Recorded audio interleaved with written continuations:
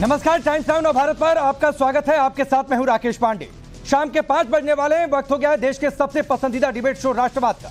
लोकसभा चुनाव के असल नतीजों के आने में 39 घंटे का वक्त बचा है, लेकिन इससे पहले आए एग्जिट पोल के नतीजों ने विपक्षी खेमे में कोहराम मचा दिया। पीएम मोदी जीत के हैट्रिक लगाते दिखाई दिए तो कांग्रेस इस एग्जिट पोल के आंकड़े को झूठा बताने में लग गई। राहुल गांधी मोदी मीडिया पोल बता रहे हैं और तो और उन्हें सिद्धू मूसेवाला का गाना भी याद आने लगा। वहीं अखिलेश यादव इसे डीएम आधारित पोल बता रहे हैं। सवाल है कि क्या संभावित हार के डर से विपक्ष और खास तौर पर सियासत के दो लड़के भड़क गए हैं। सवाल यह भी है कि विपक्ष के 295 सीटों वाले दावे का क्या होगा, और सवाल यह भी कि क्या वाकई बीजेपी जो अभी भी दावा 400 पार का कर रही है उसका क्या होगा। पहले रिपोर्ट देखिए, फिर मेहमानों से सवाल जवाब करेंगे।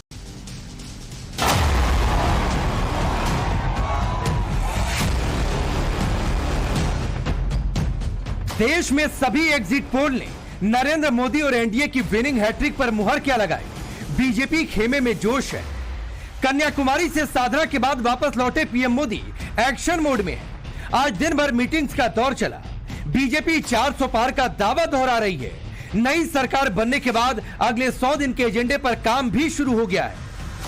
वहीं विरोधी खेमा संभावित हार के डर से बौखला गया है। एग्जिट पोल पर सवाल उठाए जा रहे हैं। दावा हो रहा है कि असल नतीजे बीजेपी को उखाड़ फेंकने वाले होंगे।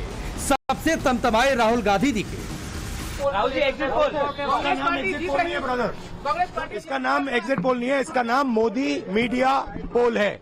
ये मोदी जी का पोल है, फैंटेसी पोल है उनका। Thank you. कितनी सीटें आ रही हैं आपके हिसाब से? सिद्धू मूसेवाला का सॉन्ग सुना आपने? 295 सुना आपने राहुल गांधी को, देखा आपने राहुल के तमतमाए चेहरे को। राहुल की चाल और भाषा दोनों में बौखलाहट और बेचैनी साफ तौर पर दिख रही है। राहुल गांधी गुस्से में है। उनका पारा खतरनाक तरीके से चढ़ा है। राहुल गांधी का यह पारा भीषण गर्मी से नहीं चढ़ा, बल्कि एग्जिट पोल के नतीजों ने उनके दिमागी पारे को इस कदर चढ़ा दिया कि वो इसे मोदी मीडिया पोल बता रहे हैं। इसका नाम एग्जिट पोल नहीं है, इसका नाम मोदी मीडिया पोल है। कहा तो कांग्रेस के नेतृत्व में पूरा विपक्षी गठबंधन मोदी को हटाकर अपनी सरकार बनने के सपने देख रहा था। कांग्रेस के युवराज चुनावी रैलियों में दावा कर रहे थे कि उनके गठबंधन के पक्ष में सीटों की लाइन टकाटक लग जाएगी। देश नरेंद्र मोदी और बीजेपी को गुड बाय बोल देगा, लेकिन एग्जिट पोल ने उनके सपने पर खटाखट पानी फेर दिया। लाइन लगने वाली है सीटों की, टकाटक टकाटक टकाटक टकाटक, और उसके बाद good bye BJP, good bye Narendra Modi, tata. सोचिए, जब टकाटक सीट आने और खटाखट मोदी की विदाई के सपने राहुल गांधी ने देखे हो, दावे के साथ कहा हो कि 4 जून के बाद नरेंद्र मोदी देश के प्रधानमंत्री नहीं रहेंगे। ऐसे में एग्जिट पोल का यह बताना कि नरेंद्र मोदी न सिर्फ लगातार तीसरी बार प्रधानमंत्री बनने जा रहे हैं, बल्कि बीजेपी और एनडीए 2019 से भी ज्यादा सीटें हासिल करने जा रहा है, तो कांग्रेस के युवराज का पारा चढ़ना लाजमी है। टाइम्स नाउ नवभारत और ईटीवी के एग्जिट पोल में एनडीए को 358, विपक्षी गठबंधन को 152 और अन्य के हिस्से में 33 सीटें जाती दिख रही हैं। अकेले कांग्रेस के हिस्से सिर्फ 64 सीटें आ रही हैं, जबकि बीजेपी अकेले दम पर बहुमत से काफी आगे 315 तक पहुंचती दिख रही है। ऐसा नहीं है कि सिर्फ राहुल गांधी का पारा चढ़ा है। गठबंधन में उनके साथी अखिलेश यादव भी भड़के नजर आए। यूपी में 80 की 80 जीतने का दावा करने वाले अखिलेश ने एग्जिट पोल के नतीजों के बाद सोशल मीडिया पर क्या लिखा, वो देख लीजिए। एग्जिट पोल का आधार ईवीएम नहीं डीएम है। प्रशासन याद रखे, जनशक्ति से बड़ा बल और कोई नहीं होता। अब अखिलेश यादव किसके डीएम यानी डायरेक्ट मैसेज की बात कर रहे हैं, ये तो वही जाने। लेकिन एग्जिट पोल के नतीजों में उनके 80 में 80 वाले दावे का क्या हाल रहा, वो जान लीजिए। सपा के हिस्से सिर्फ 9 से 11 सीटें आती दिख रही हैं, जबकि बीजेपी को 61 से 64 सीटें मिल सकती हैं। वहीं गठबंधन के हिसाब से एनडीए 66 से 70 सीटों पर कब्जा जमा सकता है, जबकि इंडी गठबंधन सिर्फ 10 से 13 सीटों पर। अब सोचिए, जब 2 लड़कों वाला एक्सपेरिमेंट पहले भी फेल हो चुका हो, जिन 2 लड़कों की जोड़ी को पहले भी जनता नकार चुकी हो, उसके बावजूद बड़ी उम्मीदों के साथ मोदी को हटाने के नाम पर न सिर्फ दोनों साथ आ गए, बल्कि दावा कि उनके गठबंधन के तूफान में नरेंद्र मोदी उड़ जाएंगे। ऐसे में एग्जिट पोल में नरेंद्र मोदी को तीसरी बार बम्पर बहुमत के साथ पीएम बनते देखकर भड़कना लाजमी है। तो क्या संभावित हार के डर से दो लड़के भड़के हैं? क्या टकाटक सीटों की लाइन नहीं लगती देखकर राहुल गांधी का पारा चढ़ गया है? क्या यूपी की सियासत में खुद को कमजोर पड़ता देखकर अखिलेश यादव एग्जिट पोल पर सवाल उठा रहे हैं? और अगर ऐसा है तो सोचिए कि असल नतीजे अगर एग्जिट पोल के नतीजों को मैच कर गए तो क्या होगा। Bureau report, times now Bharat. तो चलिए आपने रिपोर्ट देखी किस तरीके से विपक्षी गठबंधन में कोहराम मचा है एग्जिट पोल के नतीजों के बाद, वो भी आपने सुना। चलिए आपका परिचय आज के मेहमानों से करवाता हूं। डॉक्टर गुरु प्रकाश पासवान भारतीय जनता पार्टी के नेता और प्रवक्ता, अवनीश अवस्थी जी पॉलिटिकल एनालिस्ट के तौर पर, जगदीश शर्मा जी कांग्रेस पार्टी के नेता और अखिलेश कटियार जी हैं समाजवादी पार्टी के नेता और प्रवक्ता। आप सभी का बहुत बहुत स्वागत है। जगदीश जी आपसे शुरू कर रहा हूं। आपको हमारा वाला कैलकुलेशन अच्छा लगा नहीं लगा वो एक अलग बात है। आपका कैलकुलेशन सिद्धू मूसेवाला के गाने से निकल कर आ गया ये भी एक अलग बात है। लेकिन गाना सही हो गया, हमारा साइंटिफिक स्टडी गलत हो गया तो मोदी मीडिया पोल बताने लगे। देखिए राकेश जी, जो आप कैलकुलेशन की बात करें, पिछले 10 साल से मैं देख रहा हूं, चुनाव होता है, आपका कैलकुलेशन होता है, सरकार बन जाती है। ये चल क्या रहा देश में? इतना बुरा हालत। आज कितने फोन सुबह शाम आ रहे कि हमने तो बीजेपी को वोट नहीं दिया, पर बीजेपी बहुमत से आगे जा रही है, रुकी नहीं रही है, ब्रेक नहीं मार रही है। लोगों ने फोन किया आपको? दुनिया भर के मेरे फोन को उठा दे। मैं कह रहा हूं दिल्ली से कम से कम दिन में 100-150 फोन आ रहे हैं और अफसरों के फोन आ रहे हैं। अरे तो 100-150 लोग फोन किए तो 100-150 वोट से ज्यादा वोट पड़ा है। मैं बता रहा हूं ना, आप सुनिए, पहले सुन लीजिए, अब आपने सवाल का जवाब भी सुन लीजिए। कहना क्या मैं समझता हूं, ये खेल चल रहा, खेला चल रहा बहुत बड़ा। गृह मंत्री का कहना हर जगह जाना कि साउथ में बड़ा दल बन के निकलेंगे और प्रधानमंत्री का वहां धरने पे बैठ जाना। इसका मतलब क्या है? ये केदारनाथ भी बैठे थे, वहां सोना गायब होगा, और अब साउथ में बैठे हैं, यहाँ एमपी गायब हो गए। जगदीश भाई, कोई पार्टी कहती है क्या कि हम छोटी पार्टी बनेंगे? भाई मैं बता रहा हूँ ना, राहुल गांधी अलग अलग रैलियों में कहे क्या कि हम हार जाएंगे, हमको 100 ही सीट मिलेगी। आपसे पूछा कि आपको कितना फोन आया, आप कह रहे हैं 100-150 लोगों के कॉल आए। तो 100-150 लोगों के कॉल के आधार पर आपने तय कर लिया कि 100-150 लोग जो है देश का नतीजा तय कर रहे हैं। बना दिया आम आदमी को, भगवान बना दिया। भगवान भी छोटे कर दिया आप लोगों ने। मैं ये पूछ रहा हूं, अरे भाई भगवान, कोई इंसान भगवान नहीं है जगदीश भाई। मैंने सिर्फ ये पूछा कि आपका वाला पोल ठीक है। सिद्धू मूसेवाला का गाना 295, मैंने तो वो गाना सुना नहीं है, लेकिन 295 का कोई गाना है, उससे सुनकर शायद आपका गठबंधन कह रहा है 295 सीटें आएंगी। लेकिन हमारी एजेंसी अगर सर्वे कर रही है तो आप कह रहे हैं मोदी मीडिया पोल हो गया। 4 दिन पहले वीडियो जारी कर दिया था, भारी खेल जाने जा रहा। देख लीजिए मेरे यूट्यूब, ये जो आप बात कर रहे हैं एग्जिट पोल की, मोदी के खेल की, 4 दिन पहले मेरे मोदी के खेल की बात की, मीडिया की बात कर रहा हूं, मैं आपकी बात नहीं कर रहा हूं। पूरी मीडिया भगवान बनाने में लगी है। कोई भगवान नहीं बना रहा है, कोई इंसान भगवान नहीं है। अरे किसान की सोचो, जवान की सोचो, महिला मजदूर की सोचो, हर आदमी 295 वाला हिसाब कहां से? परेशान है। अरे मुझे बताइए, भगवान को जगदीश भाई सुनिए ना, भगवान को नहीं हरा सकते। जगदीश जी, ये 295 का जो आपका समीकरण है वो कहां से आया? वो भी कम है तो 300 प्लस क्या हूं मैं? अरे तो कहां से आया? मान लीजिए 400 जनता से। अरे उनका नहीं, आपका 405 कहां से? जनता राहुल के साथ देखो, पैसे की कोई रिसर्च किया? लोग परेशान थे। अरे कोई रिसर्च किया? अरे रिसर्च, कोई सर्वे हुआ है? टीवी नहीं देखते? अरे भारत जोड़ो यात्रा नहीं देखते? अरे जगदीश जी, टीवी में ही काम करते हैं भाई, हमको मत दिखाइए। हम देखते हैं कि नहीं देखते? हम जनता के बीच में हैं। तूफान था, अखिलेश और राहुल, मैं भी जनता के बीच में हूं। जगह नीतीश, जगदीश जी मैं भी जनता के बीच में हूं। पूरा यूपी मध्य प्रदेश कमरे में सुबह शाम मैं शो करके आ रहा हूं इलेक्शन यात्रा। आपने नहीं देखा होगा, ये आपकी गलती हो सकती है जगदीश जी। चैनल पे हैं, इस बात को समझ जाइए। जिस दिन जनता के दुख को समझेंगे ना, देश देख रहा है, देश देख रहा है, देश लूट रहा है और 405 चल रहा है, देश देख रहा है। अच्छा, तो देश लूट रहा है गुरु प्रकाश भाई, देश लूट रहा है और देश आपको वोट दे रहा है कि आप लूटते रहिए देश को, ये जगदीश जी कहना चाह रहे हैं। नहीं, देखिए राकेश भाई, ऐसा है कि कोई भी चुनाव हमारे देश के देशवासियों के सामूहिक चेतना का प्रकटीकरण होता है। तो देश के लोगों के विवेक पर इस प्रकार सवाल, इस प्रकार प्रश्न चिन्ह खड़ा करना, मुझे लगता है ये उचित नहीं है। पूरी विनम्रता के साथ आपको नतीजों को स्वीकार करना चाहिए। और अभी देखिए आगे आगे होता क्या है। आने वाले एक हफ्ते की जो पटकथा है वो लगभग स्पष्ट हो गई है। अपने सुविधा के अनुसार चुनाव आयोग पे सवाल उठा, अगर तेलंगाना में आपकी सरकार कैसे बनी, कर्नाटक में आपकी सरकार कैसे बनी, हम पूछना चाहता है आपसे, पश्चिम बंगाल में आपकी सरकार कैसे बनी, हर जगह भारतीय जनता पार्टी अपनी सरकार बना लेती। देखिए ये मेरे समझ से परे होता है। लोकतंत्र में, जनतंत्र में जनता सर्वोच्च है, जनता सर्वोपरि है।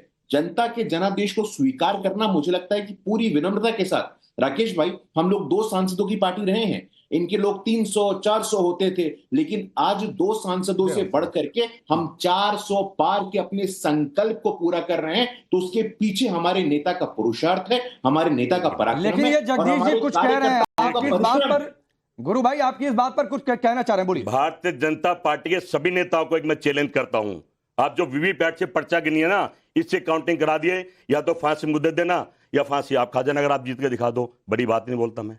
बोलिए बोलिए गुरु भाई। नहीं देखिए, वीवीपैट तो हर जगह है, वीवीपैट इसी की गिनती करा दीजिए, मैं कह रहा हूं भैया मैं बस, समस्या खत्म, लड़ाई झगड़ा खत्म, आप वरिष्ठ हैं हम भैया। हार मान लेंगे, हार गए तो भैया व्याकुल मत होइए भैया, मैं आपके बीच में नहीं बोल रहा आप था। नहीं करा सकते, मैं बता रहा हूं। नहीं इतना भैया व्याकुल मत होइए जगदीश जी, मैं आपसे छोटा हूं, मैं आपसे ऐसे आपके ऊपर बोलूं मुझे अच्छा नहीं लगेगा। हम लोग सब अपने पार्टी का यहाँ प्रतिनिधित्व कर रहे हैं, ऐसे व्याकुल होना उचित नहीं है।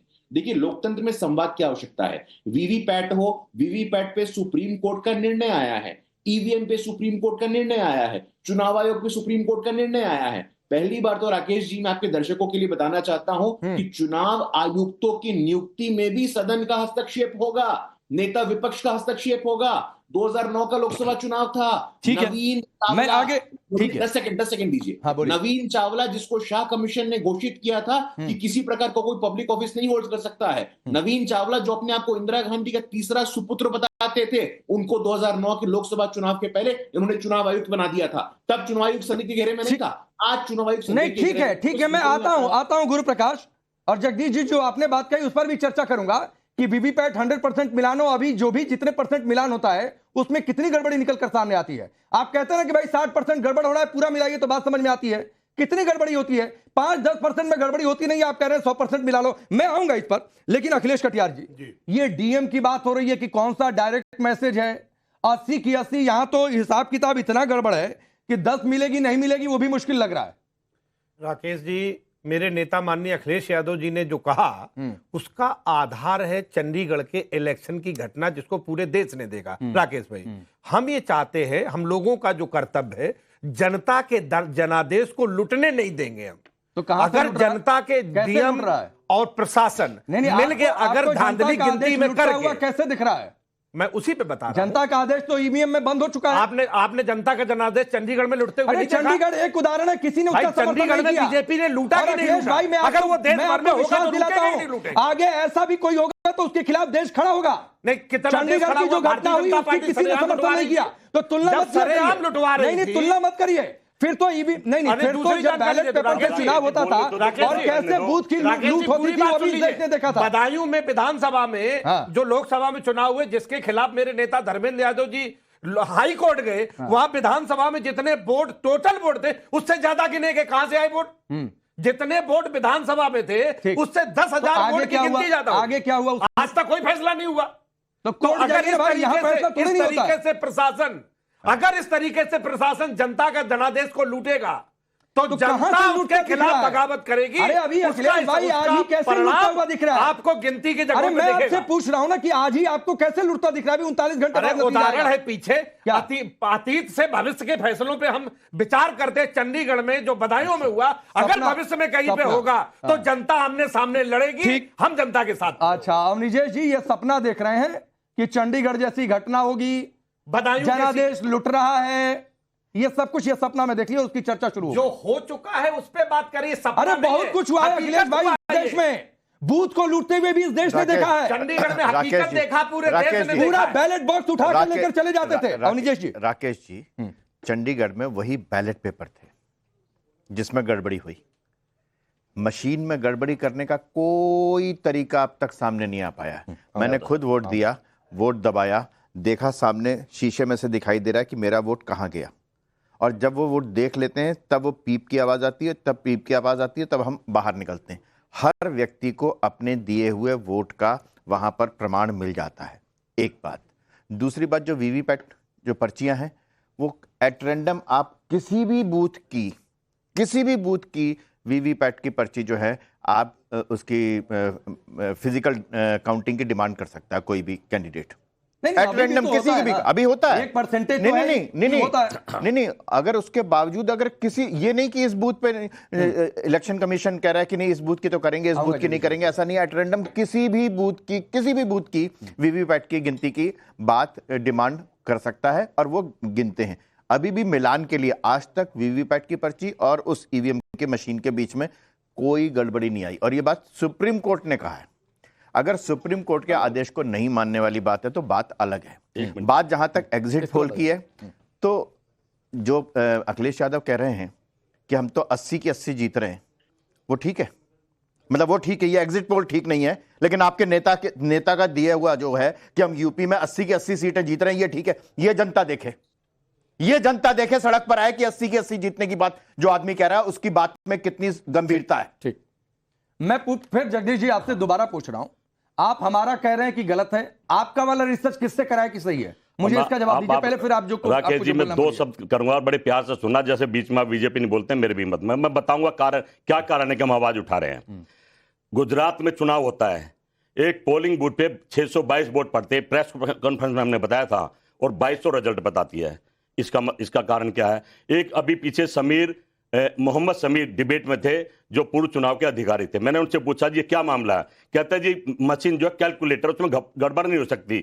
जब मैंने उनसे सवाल करा तो बोले भाई ये तो मशीन है, ऊपर नीचे ले जाने पे हो सकती है। भाई हम यही तो कह रहे कि मशीन में गड़बड़ हो सकती है, हो रही है। दूसरा फिर हैक वाली बात आई कि भाई जैसे मैंने कहा कि यह हैक हो रहा है, उन्होंने चुनाव आयुक्त ने सबको बुलाया था, आप आए नहीं। चुनाव आयुक्त ने जब बुलाया तो मशीन रख दी सामने, कहना हाथ नहीं लगाना, सुन लीजिए, हाथ नहीं लगाना। अरे तो हैक कौन हाथ लगा के करता है भाई? मैं बता रहा हूं ना जगदीश जी, हैक करने के लिए हैक दूर से होती है। सुन तो लो, जब दे ही दिया कि ये लीजिए मेरा पैड लीजिए, तब इसको हैक क्या जो करना है करिए। दी नहीं, मैं बता रहा हूं ना, दी नहीं कि रखिए करो हैक। भाई नजरों से आज की तो कर सकते हैं, मशीन तो हैक कर सकता नहीं। आज गली में शोर मच रहा है। सुनिए ना भाई, अरे जगदीश जी ये देश भाई, ये देश चांद पर पहुंच चुका है, तो ले रहा हूं 2 मिनट, मंगल पर लैंड करने की बात हो रही है, हम अपना अंतरिक्ष यात्री भेजने की बात कर रहे हैं। आप कह रहे हैं कि हैक करने के लिए हाथ में दे दो, हैक दूर से होता है। मैं तो सत्य बता रहा हूं, मैं भी सत्य ही बता रहा हूं भाई। 21वीं सदी में देश आपसे ज्यादा, मुझसे ज्यादा टेक्नो से भी है। पब्लिक को सुनने नहीं दे रहे, सुन लो। एक जगह जब बटन दबाए 1 घंटे तक आदमी खड़ा रहा कि मैंने हाथ पे बटन दबाया और बीजेपी को वोट दे रहा, 1 घंटे तक दबाए रखा, वो भी तो मशीन ही थी। जब करनी पड़ी, हटाने पड़ी। हमारा कहना है कि भी अगर प्रधानमंत्री वाकई भावोली और देश के लिए अच्छे काम कर रहे हैं तो क्या फर्क पड़ता है जो वीवीपैट से पर्चे निकले 2 दिन लेट नतीजे आ जाएंगे, लोकतंत्र और संविधान तो बचेगा, उससे आप गिनती करा नहीं, अभी देखिए आपने अच्छा मुद्दा छेड़ा। अब सुने, लोकतंत्र और संविधान और संविधान की प्रतियां दिखा कर वोट मांगा गया है, और अगर नहीं वोट मिलेगा आप लोगों को तो ये मानिए जगदीश भाई कि देश ने आप लोगों की इन बातों पर भरोसा नहीं किया अगर ऐसे ही नतीजे आ गए तो। राकेश भाई बीजेपी के प्रवक्ता से नहीं, मैं किसी का प्रवक्ता नहीं हूँ, मैं जनता का प्रवक्ता हूँ, मैं जनता का प्रवक्ता हूँ। मैं बीजेपी से नहीं, मैं क्रॉस क्वेश्चन कर रहा हूँ, बीजेपी से पूछ रहा हूँ, जवाब आप दे रहे हैं। आप सुनिए ना, अब ये संविधान की आप बात करें भाई, हमारे संविधान में लिखा है कि चुनाव में हिंदू मुसलमान नहीं होगा। पिछले 10 साल चौड़ा हमारे संविधान कानून बनाता है और केस रजिस्टर करता है, और ये बिल्डोजर चलाए जा रहे काम। तो ये जगदीश भाई, अब मैं फिर कहूंगा, ये आपको लालू यादव को नहीं समझाना है जो मुस्लिम समाज के बीच में चले गए, ये ममता बनर्जी को आप नहीं समझाने गए जो ये कहती नजर आई कि फलाना जो है मुसलमानों को पैसा दे रहा है, तब नहीं पर समझ में आता है। ये सवाल मैं बीजेपी, अरे तो मैं सवाल पूछूंगा ना, मैं बता रहा हूं ना, उनका जवाब कि खुल्लम खेल फर्रुखाबादी, जिसको जो मनाएगा बोलकर चला जाएगा। चलिए, आपको गुरु भाई से जवाब लेना है, बोलिए गुरु भाई, इनकी इस बात का जवाब दीजिए। आप लोग हिंदू मुसलमान कर रहे हैं, ये कहना चाह रहे हैं आप लोग संविधान विरोधी हैं, भले ही लोग संविधान की प्रतियां दिखाकर वोट मांगते नजर आए, पूछा तो दिक्कत हो गई। बोलिए। नहीं, देखिए, बहुत साधारण सवाल मैं पूछना चाहता हूं, संविधान में कितने संशोधन हुए हैं जगदीश जी? मैं आपसे पूछना चाहता हूं, बताइए जरा। भाई संविधान के संशोधन में पे सब तो नहीं बता दूंगा, पर जो होंगे आपको ज्यादा पता बता नहीं, बताइए कितने संशोधन हुए? मेरे को तो नहीं पता, मुझे ही पता संविधान से खेला जा रहा है और बदलने की तैयारी है। सर मैं बता देता हूं सर, 106 संशोधन हुए हैं, उसमें आपकी पार्टी ने 80 संशोधन किए हैं। 80 संशोधन, संविधान में 80% तक का जो परिवर्तन हुआ है वो कांग्रेस पार्टी ने किया है। 1976 में आइए, जो संविधान का 42nd अमेंडमेंट एक्ट था, उसने 40% संविधान को बदल दिया था। सेक्युलर, सोशलिस्ट, इन शब्दों को इंट्रोड्यूस किया गया था। तो संविधान, ये मेरी बात के जवाब नहीं है भाई, जो मैं पूछ रहा हूँ कि मंदिर मस्जिद क्यों हो रहा है, चुनाव में तो नहीं होना चाहिए, ये बिल्डोजर क्यों चलाया जा रहा है गरीब आदमियों पे, उसका जवाब मांग रहा हूँ मैं। लगता है तो राकेश जी, मैं ऐसे डिबेट नहीं करता हूं। नहीं, डिबेट का तो जवाब, मेरी बात का जवाब दो ना, आप तो हिस्ट्री लेके बैठ गए। जगदीश जी, आपको कितने हुए नहीं मुझे क्या पता कितने हुए, पर जो ये बताओ ना क्या ये है। अच्छा, एक एक करके आप सवाल पूछ के चुप हो जाइए, उनको बोलने दीजिए। राकेश जी, हम लोग उनको आराम से सुनते हैं, यही कारण है ना, यही कारण इनका ये हश्र हो गया है आज, यही कारण ये लोग हाशिए पे आ गए हैं। थोड़ा अपने संस्कारों का परिचय दीजिए। आप लोग लगातार संवाद कर रहे हैं, आराम से बात कर रहे हैं। मैं तथ्यों के आधार पर आपसे सवाल पूछ रहा हूं। संविधान में कितने संशोधन हुए आपको नहीं पता है। 42वां संशोधन में क्या हुआ था आपको नहीं पता है। भाई मुझे ये पता कि संविधान में हिंदू मुसलमान नहीं करते, ये है गलती आपकी तो बता दूं। मेरी बात का जवाब नहीं दे रहे हैं आप। किताब लेके बैठ के कंप्यूटर पे आप ज्यादा पढ़े लिखे हैं।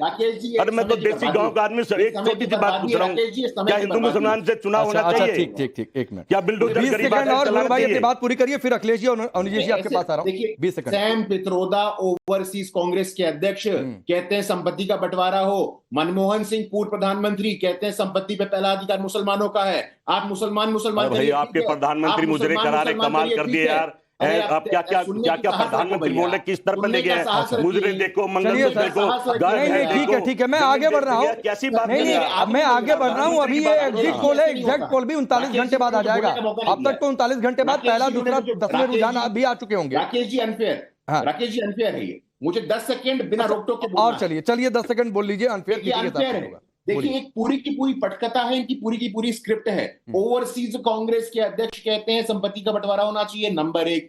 पूर्व प्रधानमंत्री कहते हैं संपत्ति पे पहला अधिकार मुसलमानों का, नंबर 2। तो शुद्ध रूप से इनका स्क्रिप्ट है ये, सारा का सारा अधिकार मुसलमानों को दे दो। SC ST OBC का अधिकार मुसलमानों को दे दो। तो ये मुसलमान परस्ती नहीं चलेगी। ठीक है गुरु जी आगे बढ़ता हूं। अखिलेश भाई दो सवाल है। एक तो जो अनिल जी ने पूछा, आप कह रहे हैं 80 की 80, तो आप वाला रिसर्च कहां से ठीक हो गया? नंबर 2 बात है, अफजाल अंसारी हारते हुए दिख रहे हैं। कन्नौज भी बहुत सेफ नहीं, कांटे की टक्कर है वहां पर। तो ये स्थिति है। 80 तो दूर की बात है।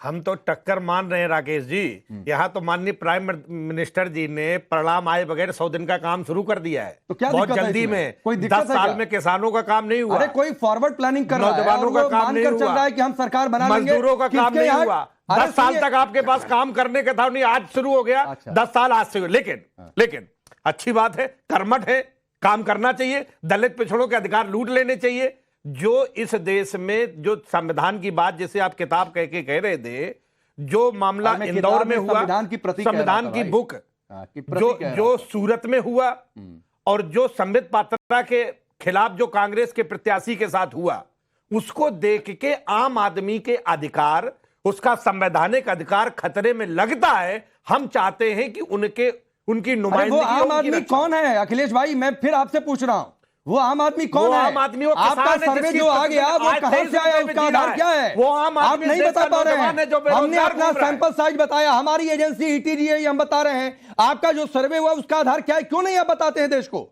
हम तो आम आदमी जो सवाल है, मैं तो किसानों के, मैं पूछ रहा हूं, समाजवादी लोग हैं। हमारे नेता ने, आप कितनी सीटें जीत रहे हैं यूपी में? 4 तारीख को परिणाम आएगा। 80 की 80 नहीं रुक जाइए, छोड़िए ना, आप अपनी बात में। 4 तारीख को जो परिणाम आएगा, कितना सीट जीत रहे हैं? नहीं उसकी हम कोई घोषणा नहीं करते। 4 तारीख को जो जनता जनादेश आएगा, आप भी देखेंगे, हम भी देखेंगे। नहीं कितनी सीट जीत रहे हैं? बीजेपी से ज्यादा सीटें। अरे कितनी? 10, 20, 40, 50, 60? वो मैंने, मेरी गिनती नहीं अच्छा, है। ये आपने कैसे तय कर लिया कि बीजेपी से ज्यादा जीत रहे हैं? क्योंकि जनता नहीं, अवस्थी जी हंस लीजिएगा, कोई और जोक आएगा तो उस पर भी हंसेंगे, ज्यादा जोक नहीं है। आपने कैसे तय किया कि बीजेपी से ज्यादा जीत रहे हैं? कोई सर्वे हुआ होगा, कुछ हुआ होगा? हम लोग चुनाव देखे, ऑब्जर्वर थे, कई जगहों पे चुनाव कराने गए।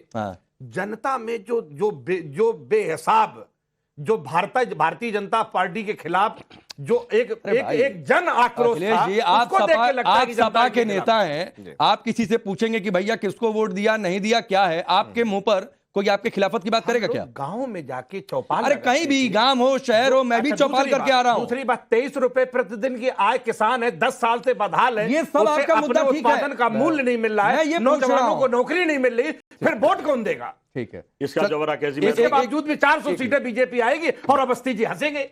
नहीं मैं ये थोड़ा नहीं कह रहा हूं, ये जनता कहेगी किसकी कितनी सीटें आ रही हैं। जनता की लेकिन ये सवाल जनता देख रही है। भाई जनता की मूर्खता, आप ही ये जनता की मूर्खता कह रहे हैं। जनता के खिलाफ आएगा परिणाम तो जनता मूर्ख है। आप हंस रहे हैं। जनता की आप हंस रहे हैं। राकेश जी, मैं किसी के बीच में नहीं बोलता हूं। अखिलेश भाई सुनिए इनको, अनिल जी को। मैं किसी के बीच में नहीं बोलता हूं।